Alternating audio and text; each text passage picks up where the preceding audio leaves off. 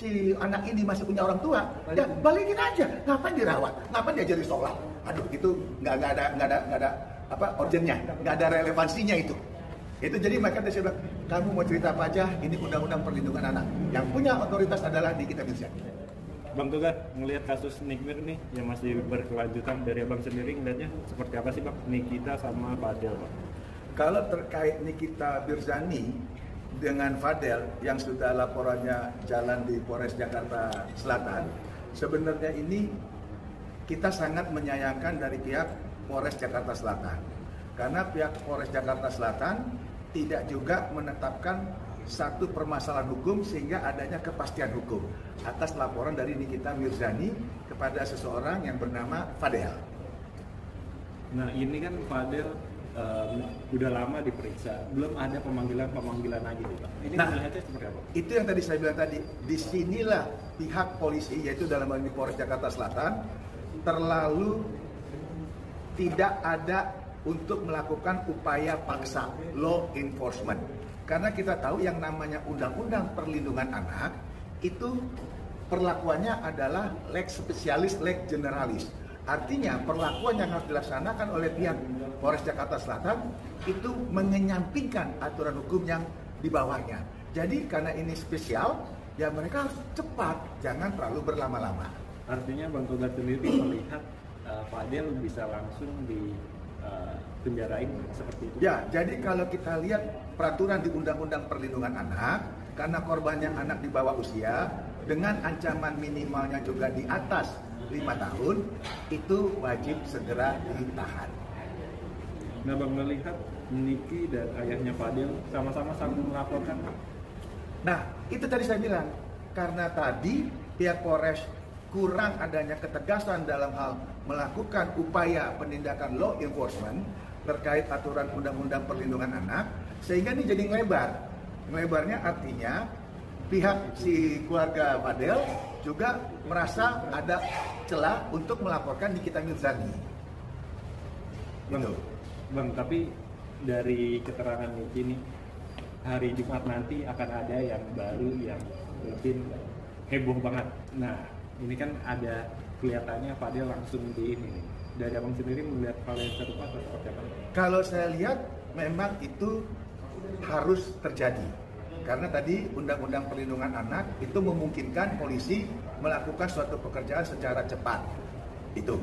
Dan kalaupun nanti ada hari Jumat, ada satu yang istimewa, ya kita tinggal tunggu. Namun sampai sekarang kan Humas Polres Jakarta Selatan belum mengeluarkan statement terkait apa ada pemanggilan untuk terlapor pada hari Jumat nanti. Itu belum ada. Tapi dari abang sendiri melihatnya ini pure emang salah dari pihak lakinya atau seperti apa sih? Gimana? Emang dari abang melihat pure emang kesalahan dari pihak cowok atau seperti apa? 1000% dari pihak laki. Karena kenapa ini Undang-Undang Perlindungan Anak? Sekali lagi, Undang-Undang Perlindungan Anak, apapun diplomasi kita, apapun statement kita, apapun dalil-dalil yang kita masukkan, itu tetap melanggar aturan hukum yang berlaku. Karena kenapa? Anak-anak di bawah usia 18 tahun itu adalah otoritasnya orang tua. Orang tua Fadel, orang tua Loli itu kan Lora, itu Nikita Mirzani sebagai pelapor. Jadi yang punya domain itu adalah orang tuanya Loli atau Lora. Bang, mungkin apa Bang yang perlu lo tegaskan melihat kasus ini Bang? Segera ditetapkan, segera dipastikan hukum ini harus tegak setegak-tegaknya. Jangan malah diintervensi. Bahkan yang saya membuat ironis, bisa-bisanya seorang terlapor itu joget-joget di kantor polisi. Waduh, ini menurut saya ini sangat-sangat keterlaluan. Sehebat apa seorang warga negara yang dalam keadaan terlapor, yang diduga melakukan satu perbuatan pidana Undang-Undang Perlindungan Anak, bisa joget di kantor polisi Jakarta Selatan. Saya nggak habis pikir, kok bisa seperti itu kantor polisi, luar biasa. Bahkan pengacaranya dengan tim-timnya itu pakai 11 orang, ya, dengan itu bikin kayak panggung podium. Itu juga kita nggak melihat, nggak ada wibawanya kita lihat kantor polisi seperti itu dibuat, ya. Itu kan dari pihak Fadil sendiri katanya melaporkan ke pihak Komnas Perempuan dan Komnas Anak, melaporkan Nikita terkait anaknya dibanggakan. Seperti apa tuh, Bang? Jadi tadi saya bilang ini adalah kausalitas. Kalau pidana itu kausalitas, hubungan hukum, alas hukum. Alas hukumnya itu adalah otoritasnya Niki. Niki itu adalah orang tuanya si anak tersebut. Jadi mau saya, mau dia, mau kamu, mau siapapun tidak ada hak atau tidak ada kapasitas mau laporin penelantaran. Itu jelas tidak ada di aturan hukum. Berarti yang wajib melaporkan itu hanya orang tuanya. Hanya orang tua karena otoritas penuh. Anak itu masih di bawah 18 tahun. Jadi udahlah statement-statement yang ngawur-ngawur itu hanya kalau mobil mengutip lagu hanya menghitung hari gitu. Sudahlah, kalau saran saya fokus ke kasus Undang-Undang Perlindungan Anak. Jangan lebar kemana-mana. Apalagi alat bukti sudah banyak. Kenapa alat bukti? Salah satunya statement. Statement itu merupakan kalau pasal 184 KUHP itu adalah petunjuk. Dinyatakan bahwa orang tuanya menerima si Lora lah, beginilah Bogono. Berarti kan memang dia tahu anak itu di situ. Ya kan? Harusnya kalau dia tahu si anak ini masih punya orang tua, ya balikin aja. Ngapain dirawat? Ngapain diajari sholat? Aduh, itu nggak ada urgennya, nggak ada relevansinya itu. Itu jadi makanya saya bilang, kamu mau cerita apa aja, ini Undang-Undang Perlindungan Anak. Yang punya otoritas adalah di kita Indonesia. Bang Niki sendiri yang terbaru kan sebelum berangkat umroh dia minta perlindungan ke LPSK. Ini seperti apa? Nah, kalau LPSK itu kan merupakan satu sistem yang negara siapkan untuk kasus-kasus yang memang wajib attention.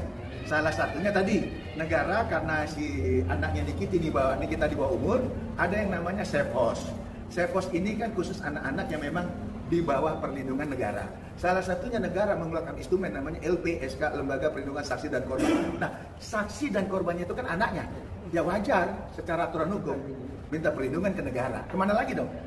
Niki sudah berjalan yang benar membuat laporan ke polisi itu kepada alat negara. Kedua, Niki melakukan ke LPSK itu adalah aturan hukum. Yang ketiga, Niki mengikhlaskan anaknya di safe house. Itu adalah aturan hukum. Dan dari pihak lain juga mempertanyakan safe house itu karena kan apakah benar safe house atau seperti apa gitu dari pihak pengacara kamu. Nah itulah makanya tadi saya bilang, kalaupun ada statement-statement kayak gitu, coba belajar lagi aturan hukum yang berlaku agar tidak membuat pernyataan-pernyataan yang sesat di media.